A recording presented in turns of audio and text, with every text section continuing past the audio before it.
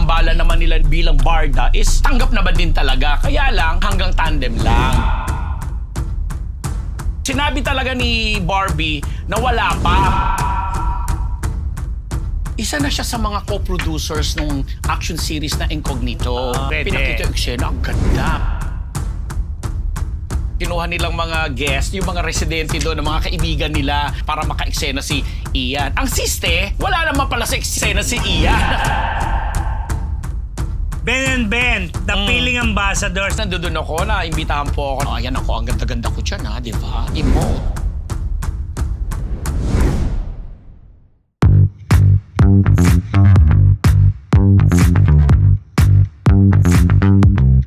Mga Marites, it's Thursday! For a change, dynamic duo muna ang inyong mapapanood ngayon. Mamaya na isa, pero mamaya malalaman nyo kung bakit. Pero tuloy pa rin ang ating masayang Huwebes dahil marami tayong mga chika-chika-chika rito na dapat para sa inyo lang ito. Diba? Bago lahat, bati muna ako. Good morning, good afternoon, good evening, good morning night. This is your Dean, Junardo. At ako po ang inyong unbettable Professor Ambet Nabus. O, diba? And welcome to Marites University! Yes!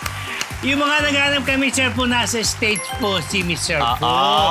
Birthday month po niya ngayon. Kaya nagliliwaliw siya. At dahil birthday month niya, hindi ko alam kung magpapa-opera siya. Gustong ano. Malalaman natin pagbalik niya rito. yes. Pero bago po yan, nagpapasalamat po kami sa ating mga kamarites na patuloy na tumatangkilik sa Marites University. Kung bago pa lang po kayo sa MU Entertainment Channel, kagaya ng mga ka-80 natin dyan na nagsusubscribe na, don't forget to like, share, and subscribe para hindi ninyo ma-miss ang ating weekly episode at iba pang showbiz-related content din. Bakit si PhD naman, wale? Nahihirapan mag-book. Sabi dito. Pero malay natin baka dumating din. Biglang sumulpot. Kasi nga po, dahil tag-ulan, sobrang po talagang nag-uulan ngayon dito sa Metro Manila, sobra ang traffic. Ako nga umalis ng 6 o'clock. Dumating ako 8 o'clock. Galing po Antipolo. Normally 30 minutes. 30, diba? Diba? Well, pero para sa inyo, dito kami. Dire-diretso lang tayo. Dahil nandito na isang linggong Chismis! Eto mga Marites, na naghihintay kay Luis, nagtatanong, si Luis Manzano babalik na po sa hosting. Tapos niya, ang kanyang political move dun sa Batangas. Political move talaga. Diba?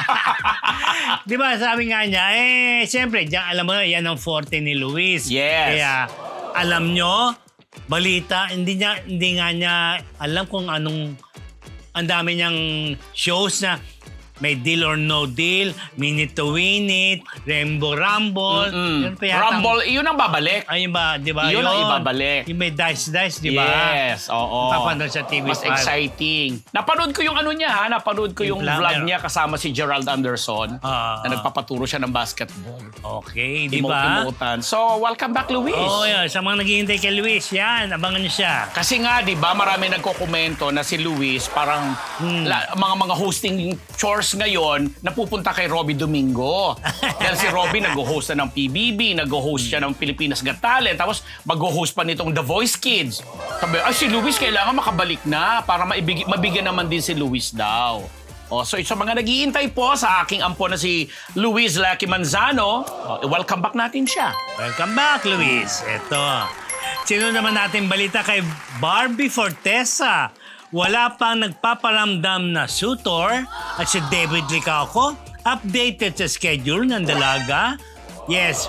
Tahasan nga pong sinagot ni Barbie Fortesa ang mga nagtatanong sa kanya tungkol sa kung may bago na ba daw mga umaali-aligid na mga lalaki na nagpaparamdam na para ligawan siya. Kasi nga, di ba, yung tambalan naman nila ni David Licauco bilang barda is tanggap na ba din talaga? Kaya lang, parang lumalabas kasi na hanggang tandem lang din. So, sinabi talaga ni Barbie na wala pa. Puro ghost nga lang daw yung nararamdaman niya sa ngayon. Kumbaga, multo lang kasi wala naman daw talagang definite o konkretong lalaki na nasabing nililigawan siya per se. Pero ang pinagtataka ng mga fans at sumusubaybay sa kanila, bakit di umano updated ito si si David Licauco sa mga schedule ni Barbie. Eh, ako naiintindihan ko doon sa promo nila na may ini-endorso silang toothpaste. Ini-endorso silang toothpaste at saka rice. Rice daw yung may ini-endorso sila. Eh, naiintindihan natin na siguro may mga promotional activity Siyempre, or gimmick. oo. Diba? Kailangan yun. Pero para malaman ni David na, ay, masaya ngayon si Barbie, nakikita niya daw na nagkakaroon ng time sa sarili, nag-gym, etc., etc. Nagugulat ang lahat. Bakit daw alam ni David? Oh, yun lang. Marites din kasi si David eh. Ayaw niya talaga mag-comment. Mga kamaritay talaga niya magko-comment pag si David ikaw ang pinag-uusapan. Ito mga Marites, ang viral sensation na si What Happened? Bella, na si Christopher Diwata.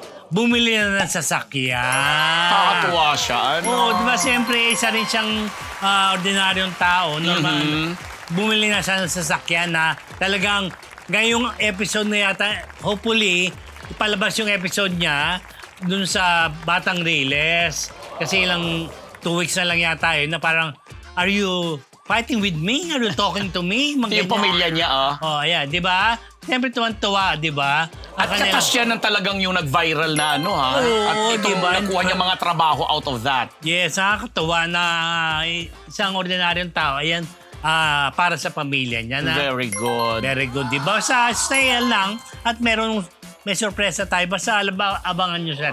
O, pag-ingatan mo yan, Christopher, at sa pamilya mo yan, ha? Oo, marami pa yung biyayang darating Kasi, di ba, medyo matagal, mga almost a decade, Oo. 10 years, bago uli na rediscover ang, Oo, di ba? bago lumabas uli, Oo, di ba? at napag-usapan, Oh, ano ba yung na pelikula? nagbigay daan sa kanya. Twilight ba yung pelikula, di ba? Oo, yung Twilight na Taylor ginaya. Lautner. Ang tagal na nun. At saka, sinagot siya. Si Taylor Lautner. Si Taylor Lautner. Oo. Na pinansin siya, di ba?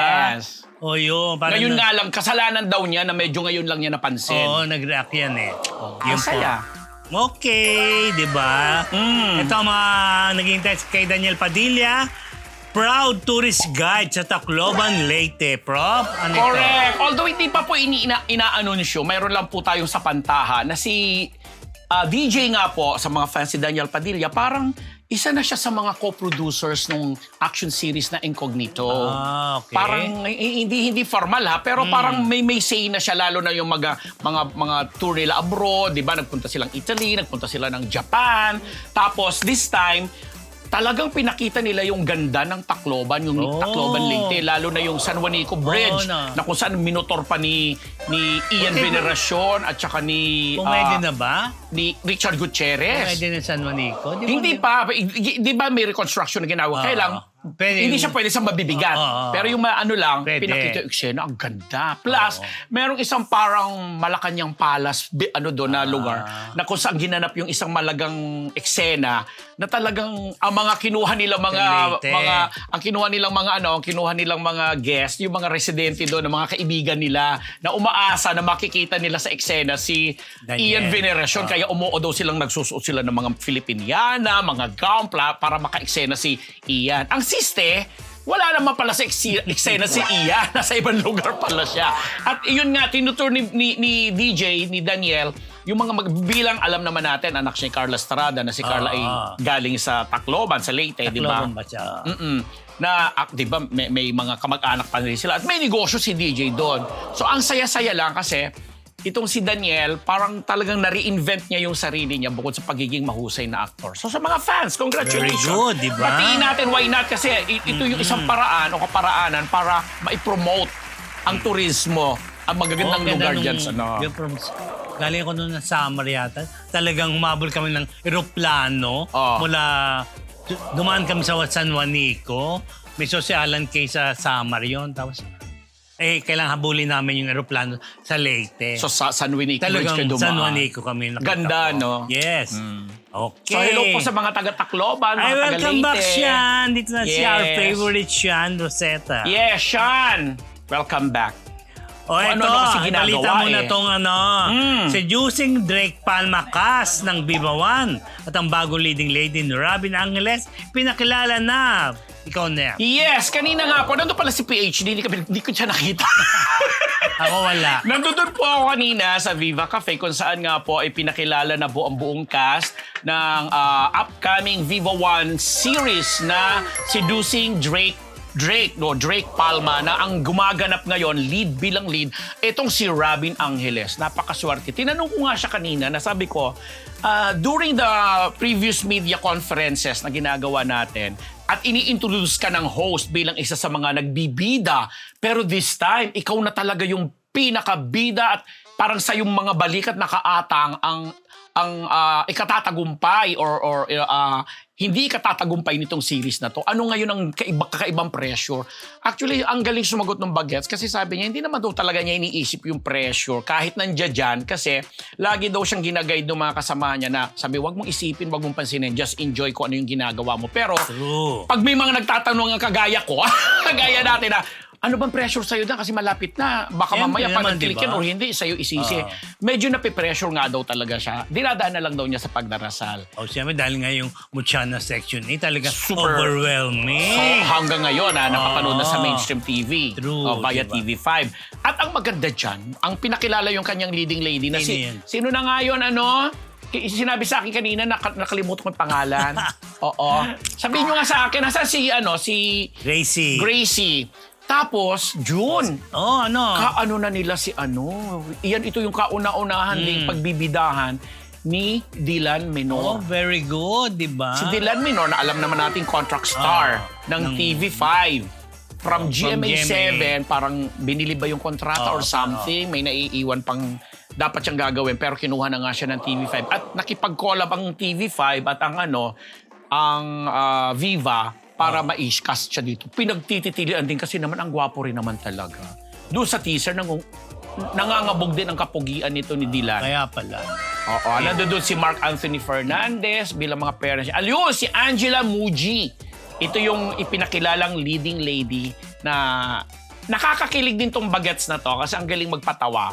So abangan natin, Robin Angeles, Portahan din natin mga Marites. Diba? Dylan Menor, at saka si Angela Muji. At marami pang ibang mga Bagets na puro baguhan. Yan ang mga projects niya ng Viva One. Ito po ay dinidirect po ng award-winning director na si Crisanto Aquino. Yon. Yes, good luck. Eto sa mga 18 naman mga Marites. SB19, hataw sa Music Festival ng 2nd Bicol Loco. Yes, Prop? Yes! Last year, isa po ako sa mga pangunahing host Yes. ng kauna-unahang Bicol Loco Music Festival na ginanap po dyan sa Legazpi sa Albay, probinsya ng Albay.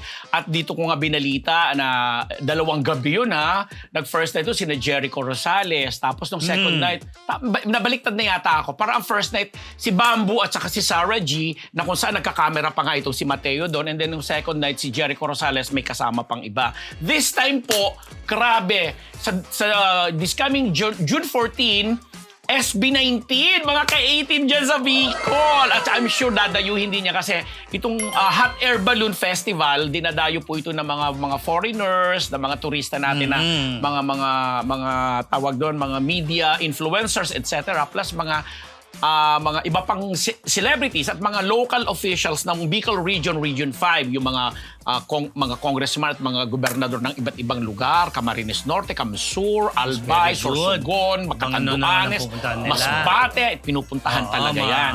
Tapos paggabi, may music festival, nagbibigay ng through Ako Bicol Party List, nagbibigay sila ng kasiyahan. Last year, umabot kami ng mga 85,000 open air yung dating airport ng Bicol. At talagang rumaratsyada ang unbettable doon ang pag-host. Sana this year, Fortunes ako din. Paano pag-ratsyada mo? Rumaratsyada ng gano'n. Kasama ko yung mga local host doon, sina Diyos at saka si Papa Sampi. Bicolano ka naman. Yes, from Bicol po. So, ang saya lang, first night po, June 14, SB19.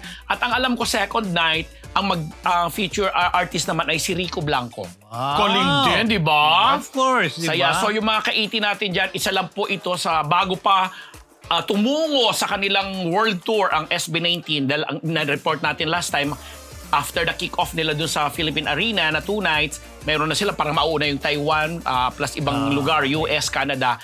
pupunta muna sila sa Bicol. Abangan nyo yan. Daming mga Marte. nangyayari sa SB19. Yan, So ha? mga kaitin doon Yung tayo. mga Doon ka! uragon yan, ha? Oh. Okay, yan.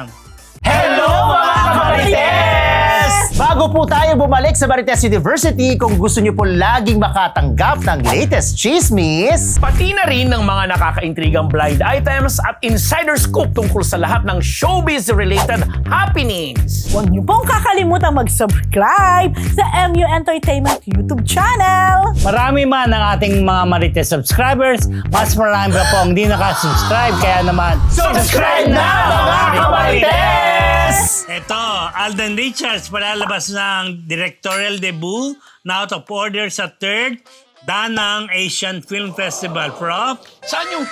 Actually, nakita ko lang yung parang teaser Ano ba niya. na- oo, di ba? Na ayan yung teaser na kung Poster? saan nandun si Alden. Tapos itong si Heaven Heaven. Peralejo at Saka saka si Noni Buen Camino. Ang ginamit niyang pangalan na Richard Fulkerson Jr. Yan yung totoong name niya, di ba? yes. So, nagulat ako dahil sabi ko, aba, nag-direct pala siya. Oo na. Hindi ako aware. Ang co-production niya with Viva. Ah. Co-producer din siya niyan. Kanyang Myriad. Matagal niya nang ginawa yun, ngayon lang yata. Matagal meaning last year Oo, pa no, ba? oo, Or parang last year pa. bago ba yung Hello Love Again? Or paano? Oh, after. So mabilis lang niyang nagawa. Kasama diyan sina Soliman Cruz, si Nico Manalo, si Joyce Ching, Andrea Del Rosario, Francine Sa Betong Garita, Danang and Yayo Aguila. Oh, narinig ko na tong Danang Asian Film Festival. Parang Malaysia ba yan? Or, Ewan ba? Singapore, ano ba? Indonesia or Malaysia? Hindi po namin alam. Pero yun nga, sa naglabasang mga Oo, ito yung mga makakalaban. Ito yung mga ibang entries din sa Danang Film Festival. Hindi ko alam. nga. Sige. Mukhang ang Asian siya or Southeast Asian. Oh, but anyway, good luck, Alden. luck, Actually, good luck. bukas ko pa lang siya makakapanayam. Merong special something. Oo, so abangan na naman nila yun for next week. O, di ba? So, matatanong ko na rin siguro kay Alden tungkol dito sa Out of Order directorial debut niya at kukumustahin na rin natin yung mental state niya right now kasi di ba nung kamakailan lang parang sinabi na talaga niya na rock bottom siya pagdating sa kanyang mental health. So, Asian nga, oh. Thank you. Hindi Southeast Asia, ha? Asian. Oh, yun na. Ano ko na. Ito yung mga may aso dyan. Ay, naku. Mag-iingat-ingat din po dahil nga si Michelle D. Kinagat ng alagang aso sa mukha at baba. Yan ang latest na balita kay Michelle na kalaro niya yung aso niyang yan. Siguro hindi niya biglang aksidente raw nangyari. Hindi naman sadya yung Pero kahit pagkakawat pa. dito sa mukha tsaka dito sa baba. Nakita kong pinost niya sa IG. Oo. At nakatulong sa kanya agad siyang, siyempre, yung si Dr. Hayden ko. Sa Belo siya pumunta. Tapos inanong pa sa Belo, di ba? Para alagaan yung pagkakagat sa kanya na ilang weeks lang naman maayos. Ang importante, yung ang nagpa-injection agad siya. Kaya Ng anti-rabies. Oo. usong-uso ngayon yan, di ba? Correct. Pusa o kung anong hayop, mas kinagat or kinalmot, tularan nyo, yung health po ninyo, uso, di ba may mga namamatay dahil sa... At talaga pag once na ano ka na, na Pero talagang nakagat ka, tapos pag napabayaan mo, hindi mo na asikaso, talagang malungkot mang sabihin, pero death daw talaga yung kakamatay kinahantungan. po yung rabies. Napanood ko yung feature dyan ni Miss Jessica. Hi, kapatid na Kapuso Jessica Soho, doon sa kanyang Kapuso mo Jessica Soho show na nag-40th year na siya sa industriya. Dapat hindi nyo, binabaliwala. Huwag yung baliwalain yung schedule. Oo, dahil may mga kailangan tapusin. Nakakalungkot, minapanood ko yung asawa from Laguna yata yun na nang dinala late na. Nakapagpa-inject siya pero parang inignore niya yung mga sumunod. Tapos may batang nakalmot lang ng pusa. di ba? Natuluyan din. Nakakalungkot po. Kaya ito, at least, kaya si Michelle din na yan. baliwalain yung mga kagat ng Kalmot, kagat, especially na ng aso tsaka pusa. Take it from Michelle. Yeah. Diba? At pati na rin ngayon, dahil nagtatag-ulan na rin, nauuso yung baha-baha. Alam mo yung mga ano ba tawag? Osteoporosis. Yung sa leptospirosis, yung mga ihi ng daga naman. Kaya ingatan nyo rin yung MPAX, yung mga nababalita-balita MPAX. Oo, yung mga bukol-bukol. Tsaka yung dengue, ngayon tagulan ito, na. gas-gas to, ha? Umakyat ako sa bubong. Nakalayo ako. Umakyat ako sa bubong kasi nag-uulan sa Antipolo nung weekend. Naglinis po kami dahil punong-puno ng dahon. Feeling ko, Superman ako. Gas sa gas. Pre, alam mo pre, iniwasan ko yung mukha. Ito ang nadali tsaka yung mga dito sa hita. Okay, kaya ingat-ingat po. Ingat. Pero friend, close pa rin sila nung alaga niya. Oo naman, siguro. At saka siguro naman yung alaga niyang aso. Protected. Na may na yon, may vaccine na yon, may injection na yon. O kaya lang kailangan protektahan pa rin dahil nakagat nga si si Michelle. Hi Michelle. Miss na kita din. Okay mga Marites, ating susunod na chika, ating Chika of the Week, brought to you by Ugbo 24/7. Sa atin pong mga kamarites na nais matikman ang kanilang masasarap na pagkain, maaari na pa kayong umorder online sa kanilang website na naka-flash ngayon sa inyong mga screen. O, di ba si PhD yon? Hindi niyo po yan pagsisisihan dahil sa Ugbo, siguradong solve ka dito. Ugbo 24/7. Nakakatuwa. Di ba yan po ang dynamic duo? Di ba? Para tayong baliwang Oh. Bulacan. Ano ba yun? So anyway, ano ba ito, Ano Dean? ba ito? Ito nga, Directors Guild. Kontra sa bagong batas sa paglawak ng powers ng MTRCB. Dami na kaya. Tiyama na ka, go. Diba? So, yun po ay na-approve na po ng Senado ba? Senado. Basta gano'n. Senate. Ang nag-propose ay si Robin Padilla. Okay. Yung pong basta batas 2805 ba? Sa Senate Bill 2805. Kasi bukod sa may mga implementing rules and regulation pa yan. So umalma dyan po yung Directors Guild, grupo ng mga directors. Ilan sa mga members dyan, alam ko si Direk Adolf Alex saka si Mac Alejandre. Ewan ko si Joel Lamang kung member pa rin dyan, di ba? Tapos yung anak ni Vicky Bello. Si Direk, basta. Si kaibigan ko yun, nakalimutan ko pangalan. si Quark? Quark Inares. Ayun po. At marami pang iba mga bagay sa Kasi nga, director. yung pong batas na to, lalawakan hindi lang po movies, TV, ang kanilang, ang i-regulate ng MTRCB. Yung pong movie, television review and classification board yun, na headed by Lala Soto. Chairman Lala Soto. Yung po, extend na yan sa mga streaming online. di ba? Mga app, video on demand, mga tipong ganun po. So, inalmahan nila yun, parang bawal siya. Parang against the freedom of speech. Censorship daw yun. Censorship daw yun. Dahil nga, diba, nakikita sa TV, yung mga rated PG, rated G, SPG, yung po yung mga classification. Ito para magkakaroon ng restraint, yung pagbabawal ba, yung yung expression, di ba? Hindi naman. Parang mawawala dahil nga sa bagong batas na to. Yes. Inalmahan po yan ng mga grupo ng mga directors. Pero, lumabas siyang kanina, yung statement ng DGPI, agad nagpalabas naman ng statement. Ang MTRCB. MTRCB. Yeah. Kasi may mga nasabi itong grupo, DGPA group ba na parang sinasabi nila na parang cash cow ang MTRCB. Yun ang pinalagan actually naman nila. Yes, kasi sila willing naman daw silang sumunod as per the law kung ano yung tinatakda ng batas at kung ano yung gustong ipa-implement sa kanila. Pero bago yan, balikan ko yung batas na isinusulong ni Senador Robin Padilla na may dalawang mukha rin kasi sabi, finally may nagagawa rin palang, marunong din palang magpasa ng batas itong si Senator Robin. May mga ganon. Pero bilang maganda naman yung paliwanag at actually naintindihan ko yung ilang portion na sinasabi dito sa panukalang batas nga na ito ni Robin Padilla na para masigurado daw dahil yung mga ibang nasa online ay parang taliwas naman sa nakagisna nating kultura na yung masyadong open, masyadong liberal na kailangan nagagwardyahan ng mga magulang at may tamang ahensya dyan at ibinibigay nila yung powers na yon sa MTRCB. So yun nga, pumalag ngayon yung DGP. Actually ako, personally, sa tagal-tagal na natin sa industriya, lagi naman tayong kontra sa anumang uri ng censorship. Hindi naman Nandun tayo sa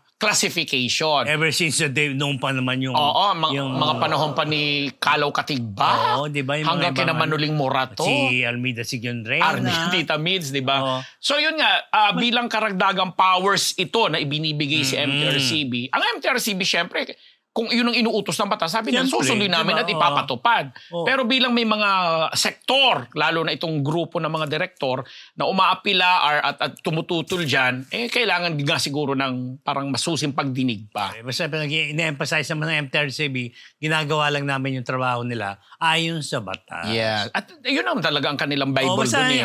hindi pa naman ano yan eh. Kumbaga, meron pang proseso na publication, meron pang implementing rules and regulation. Pwede pang ma-repeal yan. Oo, di ba? Bago maging talagang Batas. ganap na batas yan. Marami pa yan. Kasi pipirma pa ng presidente Oo, siyempre papirmahan pa yan, Oo. di ba? So may mga ganun tayo mga pangyayari ngayon sa industriya. At ang maganda dito kasi nagiging aktibo uli itong iba-ibang sektor na to. Hindi lang mga direktor, mga writer, mga artista. Ngayon lang kasi nakasama na yung streaming. Yeah. Diba? Siyempre, nasa sa phone, sa computer, di ba? Na sinasabi nga ng mga nag-aapila na pribado naman Oo, yun. Nasa may katawan kung anong gusto niyang panuurin. At tama nga na ma-regulate na kung anong edad lang ang dapat manood ng mga ganun palabas. Lahat bata. Which is on the other, on the contrary na naman, may mga palabas din talaga online Oo, din. diba? Na talagang kahit Lalo na yung mga sobrang diba? bata, may access sila, nakaka-access sila. So,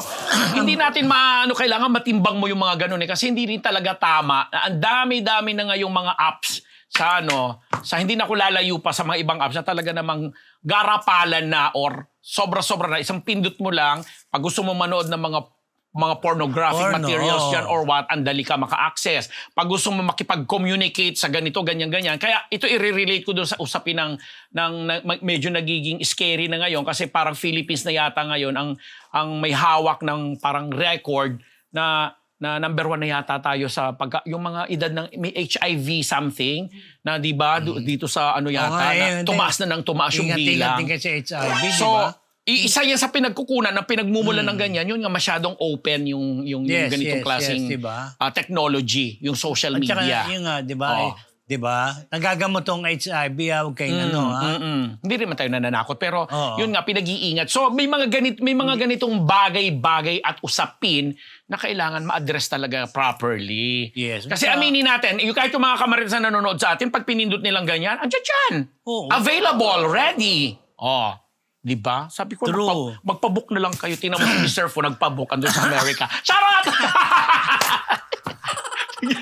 Basta enjoy ka lang dyan, po. Yes! Diba? At least, bayad na yung booking na yan. Anyway. Sana malayo pa ang tatakbuhin ito, mga Marites. Alam natin, matagal pa yan bago maging ganap na batas. Tingnan natin kung ano magiging resulta nito. Malalaman niyo po yan dito Correct. sa At Marites. mga kamarites, kung gusto nyo mag-participate, magbigay kayo ng inyong mga opinion, openly, sige, pwede nyo naman sabihin, may mga proper tayo dyan, forum o fora, na pwede nating i-address yung mga concern natin regarding that batas. Okay, mga Alright. Marites, ang Patin Chick of the Week brought to you by Ugbo 24/7! Recess na tayo ha mga kamarites. Nais po namin kayong imbitahin na sumali sa ating Facebook community group. Nakapin po ang link sa ating live chat. Pre, ngayon ha, pwede na kayong sumali dyan. Huwag rin pong kalilimutan na mag-like, share at subscribe sa aming YouTube channel. Mga bro, alam mo yan, Joe, Diego. Ayun lang. Saya lang. Diretso na natin, mga Marites. Ito. Ben and Ben, the feeling ambassadors ng Caritas Philippines Alay Kapwa. Yes. Kahapon nga po ay nandoon ako na imbitahan po ako ng Caritas Philippines sa pamamagitan ng ating kaibigan at minamahal na ating feeling ko talaga na nawisikan ako ng holy water. Ang executive director ng Caritas Philippines na si Father Tito or Carmelo Tito nasaan na ako? Yung video ba? May video? May video ba? Pero bago yan, mag-ano muna ako, si Father Tito Kaluwag at ang bishop po na si mga kasamahan nila kaparian doon dahil nilaunch po nga ang Ben and Ben. Ito yung bandang Ben and Ben, ang magkambal na sina Miguel at saka si Paulo Benjamin. Ayan. At ayan o, di ba? Alam mo, kung hindi talaga may asawa yung isa at hindi nakasuot ng kanyang wedding ring, hindi ko mahihirapan ako. Oo. Ben and Ben. Oo, kambal sila. Ang nanay nila dating parang social worker, volunteer, kaya namana daw nila. Kaya hindi nahirapan ng Caritas Philippines Okay, na good, kumbinsin very sila good, maging diba? Kasi merong 7 ba o 8? Iisa-isahin ko ha, wait lang ha. Nasaan po ako with your indulgence. Talagang, anong tawag dito? Yung mga nila,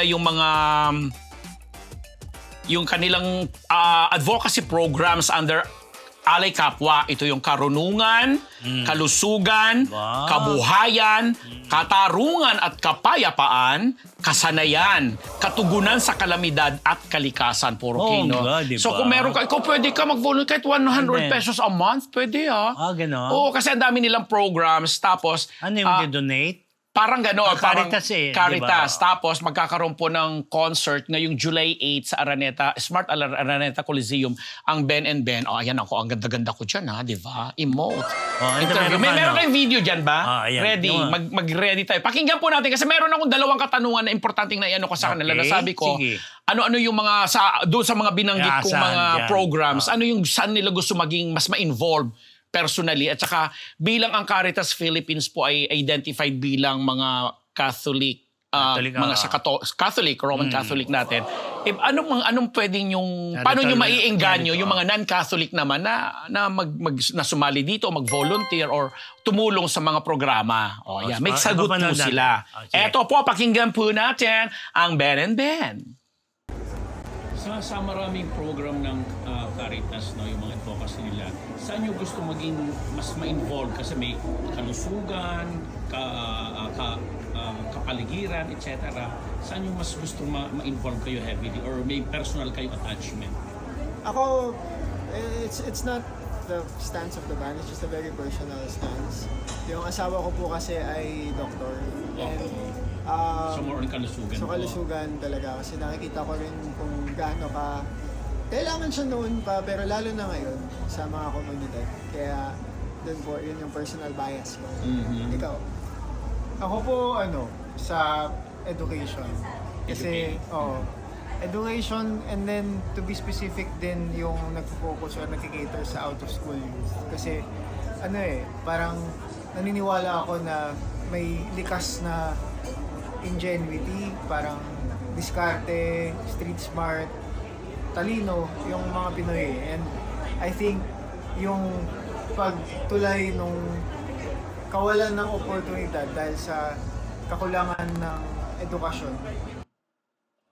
Di ba? Ang cute. Ang ganda. Nakakatawa. At saka sila, nung sinabi nilang doon sa last part, yung sa second question din, na parang pagdating naman sa pagtulong mo o alay kapwa, wala namang tinitinan na relihiyon yan Regardless kung anong religion ka, basta alam mo yon, willing ka at saka tao sa puso mo. Kahit nga daw maikling senti mo, na pambili mo na ng paborito mong candy. Mga Caritas, walang amount na Yes. nire-require. So ang saya lang. Tapos yung theme song na Alay Kapwa na kinumpos si Jonathan Manalo ng Star Music sa ABS-CBN, sila rin ang kumanta niyan.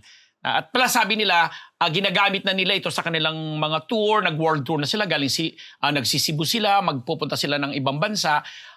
Portion nung kanilang kikitain, i-donate nila sa Caritas Very Philippines. good, diba? So congratulations, Supportahan nakaka-proud niyo po lang. natin. Sana ganyan yung mga natin. Ako, one of these days gusto ko makita sana yung SB19, yung BINI, and yung mga iba pang grupo na siguro naman in their own way, may paraan sila para makatulong din. Okay, Maraming salamat, Maraming salamat. Basta supportahan niyo po lahat. Basta ganyan, magandang layunin po yan, mga Marites. Okay? Okay, mga Marites, yan po ating isang linggong Chismis! Yes! Tapos na pala isang linggo chismis! Agad-agad na tayo. Segue na ng daho. Paano Yes. yung daho? Magdadating dalawa kami? Hindi, isa isa lang. lang. Hindi ko alam yung iba.